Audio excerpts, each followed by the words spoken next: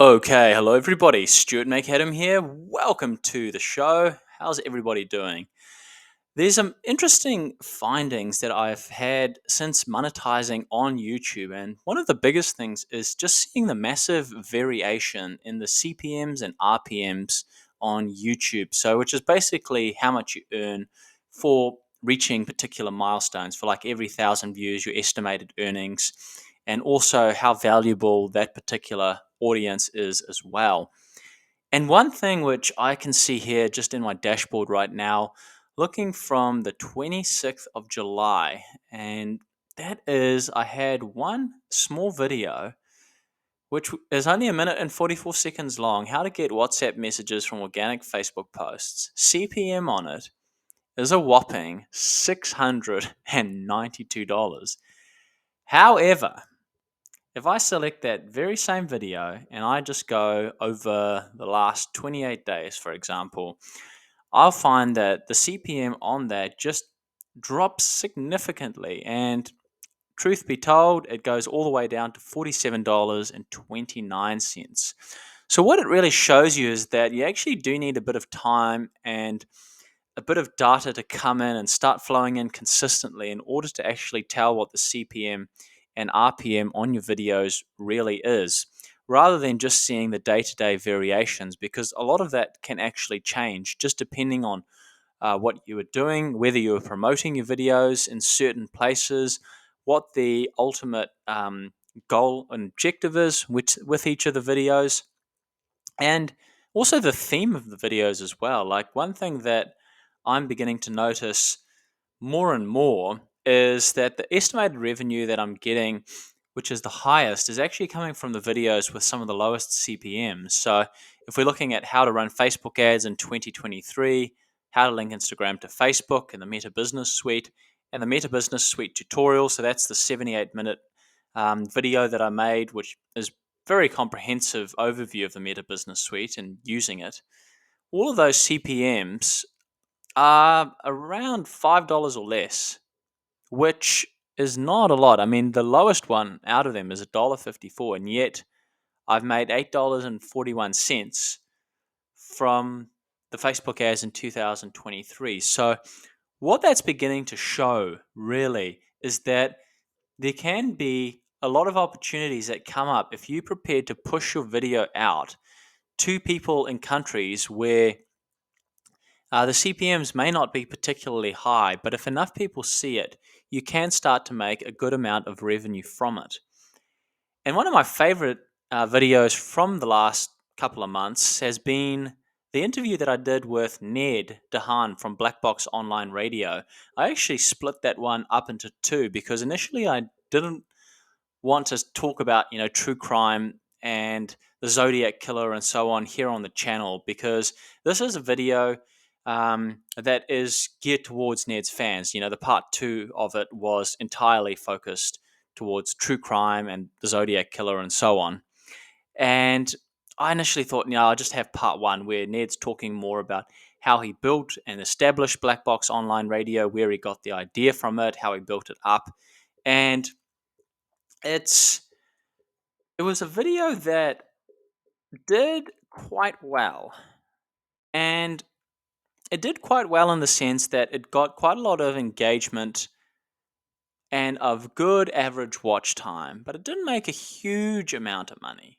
But it got quite a lot of views. And if we look at like sort of overall watch time on the video itself, for part one, it was quite high. And, when I'm talking quite high, like, you're looking at a video that is got an average watch time of over 10 minutes, which on a interview that was about 25 minutes is absolutely staggering. That's a real big achievement. So that was one of the things that I was always a little bit concerned about, was, just bringing that second part in, which didn't really relate to any of the other channel content as well. So that's one of the reasons why I called it the lost interview, because I actually did initially lose the recording data for it. And I had to record this part of the interview on my mobile phone. And I really had to go and actually just dig it up. I think I'd actually initially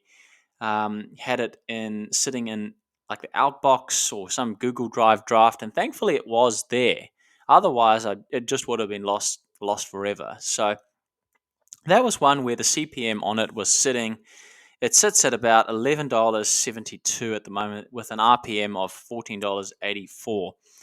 And if you look at the watch time on it, though, and we're looking at 204 views with 40.8 hours of watch time. It is the fifth most popular video on the channel in the last 28 days. So only 4 videos are more popular than it. How to run Facebook ads, the 78-minute Meta Business Suite video, linking Instagram to Facebook, Facebook Pixel event tracking. Now, when you think about that in the context of how unbelievably popular that video is, average view duration of 12 minutes, which is well ahead of any other video that's here on the channel right now in the last 28 days. Well ahead. I mean, the next best one is the how to create a Facebook page, which is 4 minutes 43. So it's almost people watch 3 times longer. And I thought that is something which is so unbelievably valuable to YouTube, but also to channel content creators as well. And I'm very glad I actually did put that video out in the end, because ultimately it was a tribute to Ned's fans and Ned's followers, because Ned did a lot of made a lot of videos that were sort of referring people over to come over to my channel and watch the video. And big, powerful shout out to Ned Dehaan. He does a great job on Black Box Online Radio. If you're into true crime, I'd highly recommend you go and check him out. But it shows you like the CPM on it was higher than my 3 most popular videos. And even now, it's one of the few ones that sits above $10 CPM. And the RPM is above $14. So what that says is there is a lot of potential, if you collaborate with other content creators, that you can really go far. And you can really get a lot of engagement, and you can get a lot of views. And that's not to say that the views are going to increase or bump up your CPM, but they may increase your revenue. And if you are looking to become a monetized content creator here on YouTube, always just think about how much of an influence you can have first and who your target audience is. And you may find that a lot of your target audience are in countries which are developing, and countries where CPMs may not be as high. But if you can reach those people and you can engage them and interest them enough, they're going to tell their family, their friends, their co-workers, people in their community, people at their churches, people who may have some type of interest in what type of content you are doing, and that is ultimately going to allow you to win on YouTube. So for me, one of the goals that I've got is to start making some more videos that are based on, setting up Facebook ads for particular types of businesses, and doing the same thing as well with like Google ads and YouTube ads and Pinterest ads and Twitter ads and Quora ads and so on. But I obviously need to go and test it out on my own business first before I start recommending it to anybody, because it could always just end in disaster, and nobody wants that to happen, particularly not at the expense of someone else's business and livelihood. But I wanted to come over to the traffic sources as well here on the channel. Obviously, there's something which I've noticed has been quite a big shift in the last year, and that is Google search is picking up my videos with at a significant pace. And if I have a look at the external sources that are coming in over the last 28 days, you've got Google search, 8,990 views, followed by Facebook and Yahoo search with 55 and 28 views respectively. And underneath that is Bing and DuckDuckGo with 24 and 17 views.